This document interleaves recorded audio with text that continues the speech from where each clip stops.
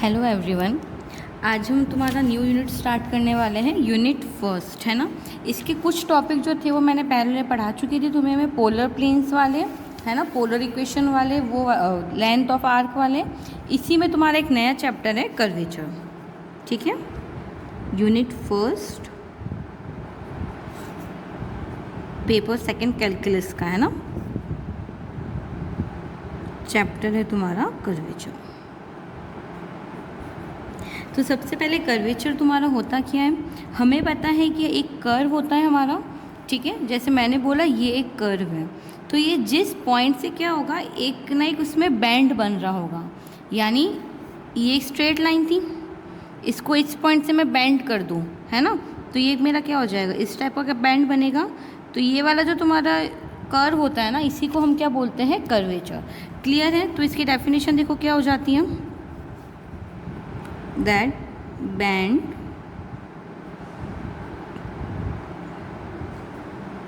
at any point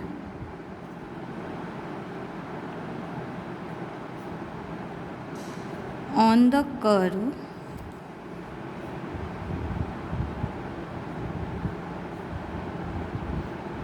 band, यानी जो bending हम करते हैं ना, जैसे अगर स्ट्रेट हमारे पास क्या है, रॉड है, तो उसको हम बीच में से क्या करते हैं, पुश करके उसको क्या करते हैं, कर्व फॉर्म देते हैं। वही होता है तुम्हारा कर्वेचर। बैंडिंग इटसेल्फ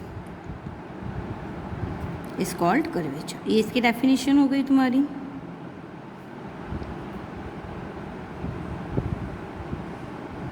चलो इसको इस तरीके से समझते हैं कि हमने क्या किया, हमने एक कार्टेशियन प्लेन ले लिया,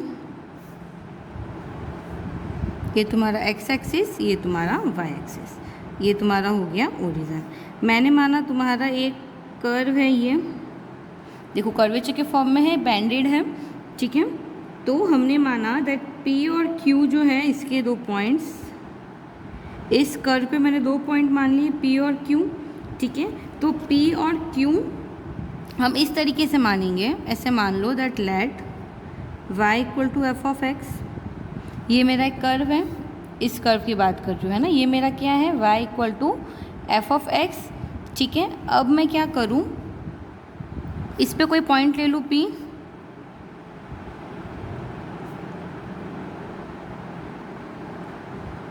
ठीक है। तो P के कोऑर्डिनेट्स मेरे क्या हो जाएंगे, x, y। ये जो पॉइंट मैंने P माना है, इसके कोऑर्डिनेट मेरे क्या हो जाएंगे, x, y। एंड Q इसके नेबर मिलेंगे, यानी इसके नियर बाय हमने एक और पॉइंट मान लिया Q, जिसके कोऑर्डिनेट्स तुम्हारे क्या हो जाएंगे,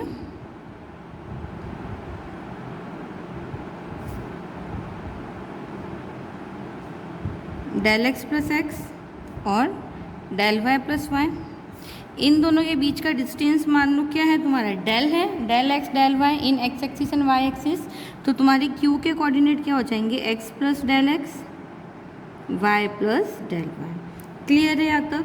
अब हमने क्या माना, ये जो पॉइंट P और Q हमने कंसीडर किए थे, यहाँ से मैंने नॉर्मल डाले हैं, ठीक है। दो नॉर्मल डालूंगी P और Q से, तो ये मैंने P से एक नॉर्मल डाला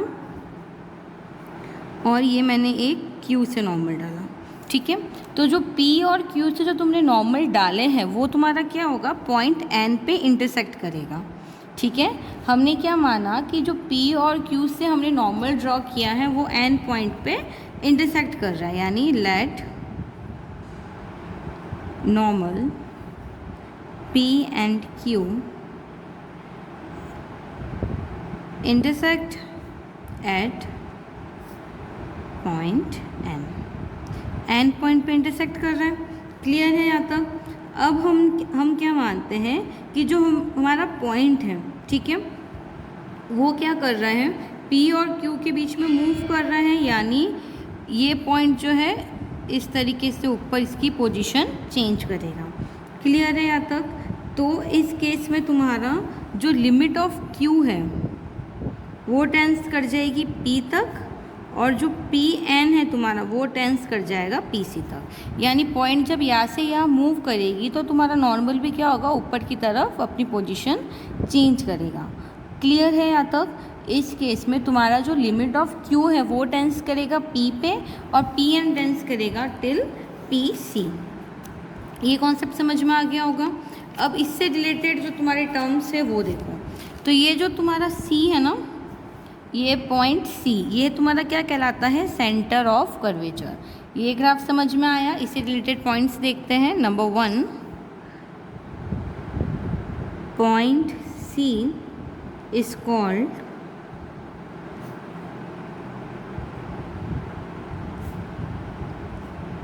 सेंटर ऑफ कर्वेचर, है ना। उसके बाद जो तुम्हारा पॉइंट C है, इसको अगर मैं सेंटर मान के और CP को क्या करूँ, मैं रेडियस मान लूँ। C तुम्हारा सेंटर, CP तुम्हारा रेडियस। इस रेडियस को लेके अगर मैं एक सर्कल ड्रॉ करती हूँ तो वो सर्कल मेरा क्या कहलाएगा, सर्कल ऑफ कर्वेचर। क्लियर है ये चीज़।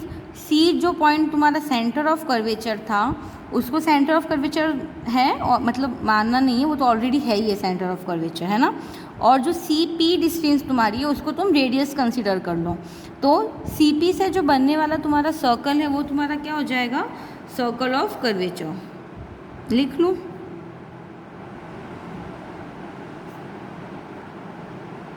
Circle from centre C and radius CP is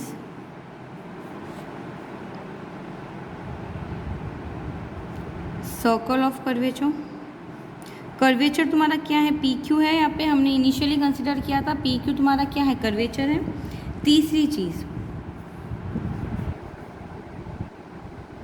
जो तुम्हारा C से P का डिस्टेंस है वो तुम्हारा क्या कहलाता है, रेडियस ऑफ कर्वेचर।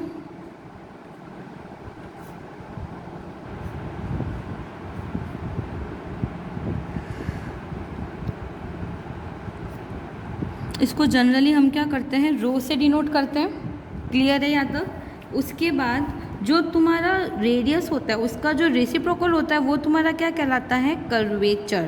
क्लियर है यहाँ तक। 1/CP is called curvature of P। P point का कर्वेचर तुम्हारा क्या हो जाएगा, CP का रेसिप्रोकल। ठीक है। लास्ट, जो तुम्हारा P से गुजरता, मतलब जो P से पास होने वाला जो सर्कल है उसकी जो कॉर्ड है वो तुम्हारी क्या कहलाती है, कॉर्ड ऑफ कर्वेचर। ठीक है।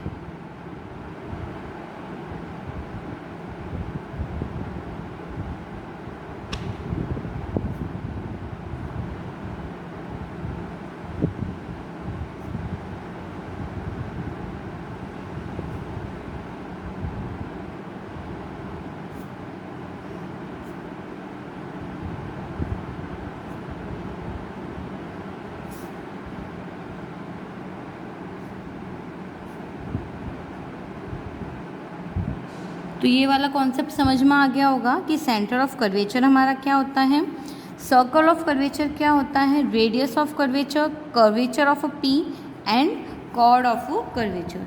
क्लियर है यहाँ तक। फिर हम निकालते हैं रेडियस ऑफ कर्वेचर। तो रेडियस ऑफ कर्वेचर की देखो हमारी क्या इक्वेशंस निकलती हैं। एक तुम्हारा होता है इंसेंट्रिक फॉर्म, जिसको हम हिंदी में नेज समीकरण कहते हैं, और एक होता है तुम्हारा कार्टेशियन फॉर्म। ठीक है। और एक इसमें पढ़ोगे तुम लोग पैरामेट्रिक फॉर्म। ठीक है। तीनों एक एक देख करके देख लेते हैं। सबसे पहले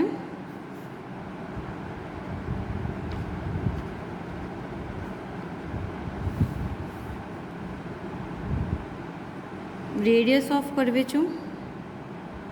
तो देखो वापस हम क्या करेंगे, एक XY प्लेन मान लो। ठीक है। हमने माना ये तुम्हारा कोई कर्व है PQ। ठीक है। ये तुम्हारा पॉइंट P और point Q।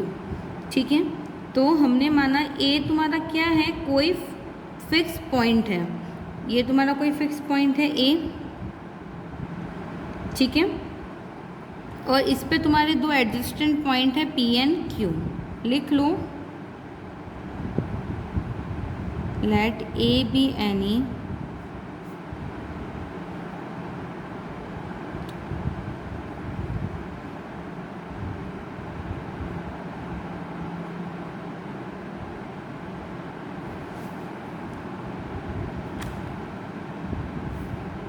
and P and Q be adjacent point,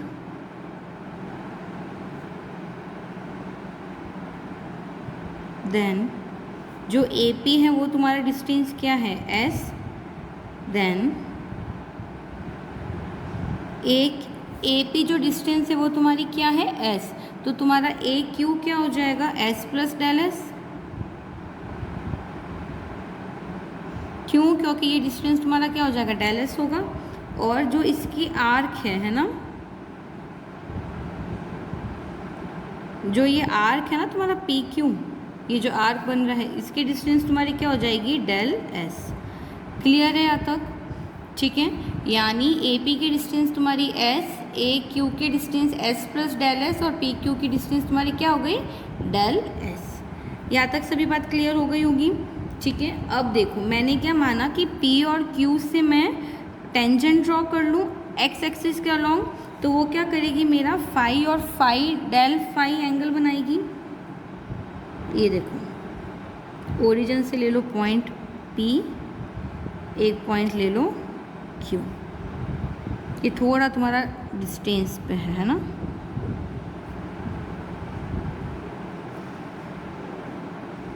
यहाँ से दो नॉर्मल डालूंगे एंड तो ये हो जाएगा तुम्हारा डेल फाई एंड एक सेकेंड, ये ग्राफ वापस बनाते हैं ना।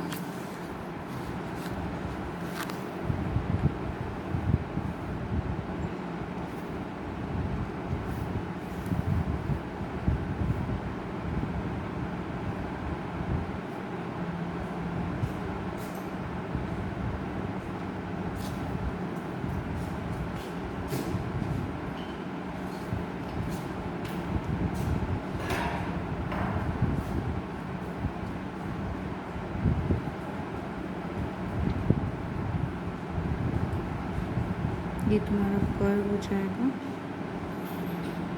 चलो ये तुम्हारा पॉइंट हो गया A, ये पॉइंट हो जाएगा B, ये पॉइंट हो जाएगा Q, ये R एंड ये जो AP वाली डिस्टेंस है ना ये तुम्हारी हो जाएगी S, जो ये AQ वाली डिस्टेंस है तुम्हारी ये हो जाएगी डेल S, ये एंगल तुम्हारा बन जाएगा डेल फाई, ठीक है, और ये वाला एंगल हो जाएगा हमारा फाई और ये हो जाएगा फाई प्लस डेल फाई। ठीक है, तो देखो इसमें तुम्हारा क्या हो जाएगा, जो टोटल कर्वेचर है यानी जो तुम्हारा, लिख देती हूँ ना,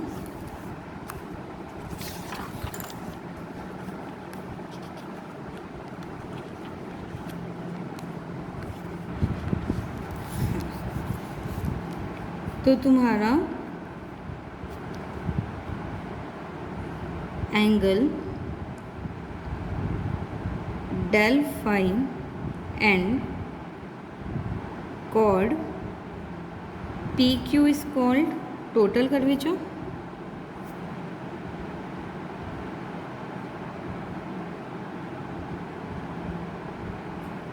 ठीक है, second ratio del phi upon del s of chord PQ is called average curvature।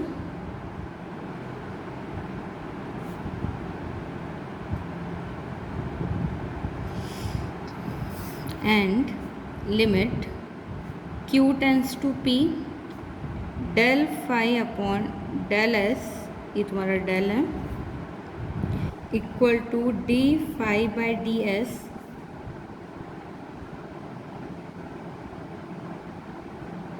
for curve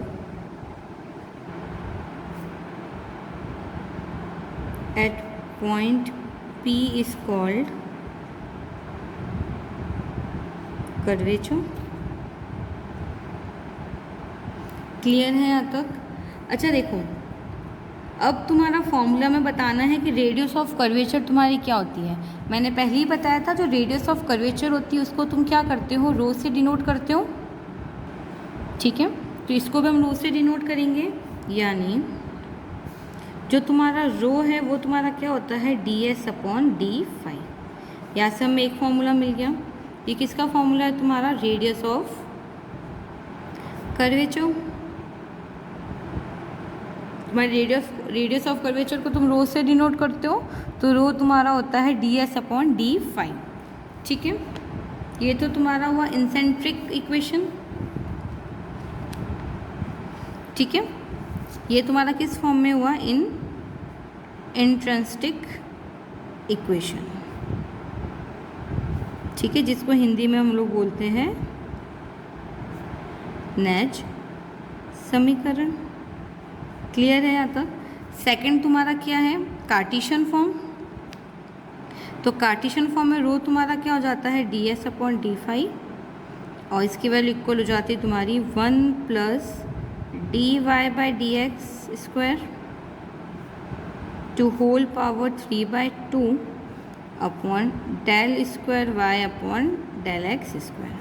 अच्छा, इसको हम इस तरीके से भी लिख सकते हैं, 1 + y1² to power 3/2 upon y2, जहाँ पे y1 यानी y का 1 time differentiation with respect to x, और y2 यानी y का double differentiation with respect to x।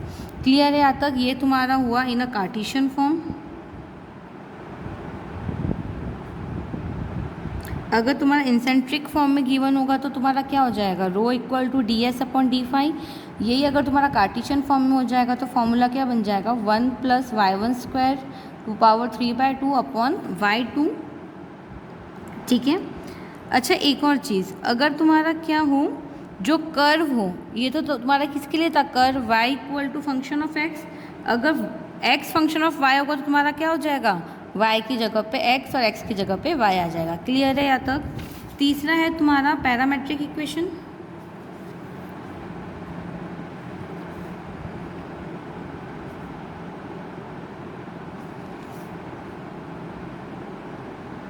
For parametric equation, इसके लिए देखो तुम्हारा क्या हो जाएगा, तुम्हारा कर्व मान लिया f फंक्शन ऑफ t है, यानी x तुम्हारा क्या है, फंक्शन ऑफ t है, और y तुम्हारा क्या है, phi t।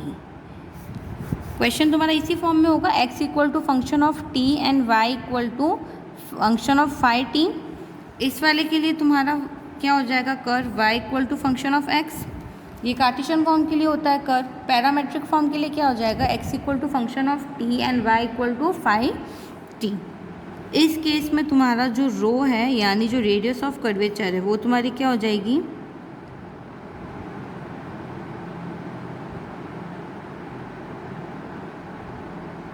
x का सिंगल टाइम डिफ्रेंशिएशन का स्क्वायर प्लस y के सिंगल टाइम डिफ्रेंशिएशन का square to power 3/2 upon x single differentiation into y double differentiation minus y single differentiation into double differentiation. ये तुम्हारा होता है radius of curvature in a parametric equation. यहाँ तक बात clear है। अब देखो, ये तो हुआ तुम्हारा रेडियस ऑफ कर्वेचर इन इंसेंट्रिक equation, in a Cartesian form and in a parametric equation. अब अगर हमें रेडियस ऑफ कर्वेचर निकालनी है एट ओरिजिन, ठीक है, अगर हमें क्या करना है, रेडियस ऑफ कर्वेचर निकालना है एट ओरिजिन, तो उसका देखो तुम्हारा फॉर्मूला क्या हो जाएगा,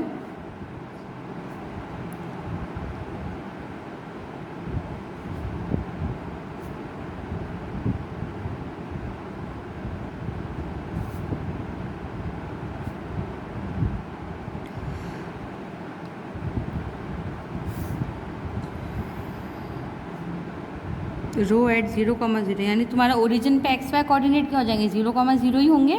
तो रेडियस ऑफ कर्वेचर एट 0,0 या फिर एट ओरिजिन तुम्हारा क्या हो जाता है, 1 + p² to power 3/2 upon q, where p equal to तुम्हारा क्या हो जाएगा, dy/dx at 0,0 and q equal to तुम्हारा हो जाता है del² y upon del⁡x² eight 0,0। Clear है यहाँ तक। ये तुम्हारा हुआ radius of curvature at origin. तो अब हमें रेडियस ऑफ कर्वेचर निकालनी आ गई है, चाहे वो हमारा फिर इंसेंट्रिक इक्वेशन के फॉर्म में हो, कार्टेशियन फॉर्म में हो, या फिर तुम्हारा पैरामेट्रिक इक्वेशन के फॉर्म में हो या फिर ओरिजिन पे हो। क्लियर है यहाँ तक? तो यहाँ पे तुम्हारा जो बेसिक कॉन्सेप्ट था वो ख़त्म होता है। अब इसके जो नेक्स्ट वाला जो लेक्चर मैं अपलोड करूँगी उसमें इससे रिलेटेड कुछ क्वेश्चंस करेंगे हम लोग, इसलिए उन क्वेश्चंस को करने से पहले एक बार क्या करना, ये जितने भी फॉर्मूलेज जो मैंने लिखवाए हैं उसको एक बार किसी पेपर पे नोट कर लेना, ताकि जब तुम क्वेश्चन करोगे तो तुम्हें ईजीली याद आ जाएगा कि हमने जो फॉर्मूले यूज़ किए हैं वो हमने कहाँ से किए हैं। क्लियर है यहाँ तक? इसलिए ये वाला जो जितने फॉर्मूले लिखे हैं मैंने एक बार स्क्रीनशॉट ले लो, ठीक है। तो ये वाले जो फॉर्मूलेज हैं, ये वाले फॉर्मूलेज एक बार पेपर पे लिख लो, फिर इससे रिलेटेड जो क्वेश्चन है वो मैं इसके नेक्स्ट वीडियो में अपलोड करूँगी। Okay, thank you so much.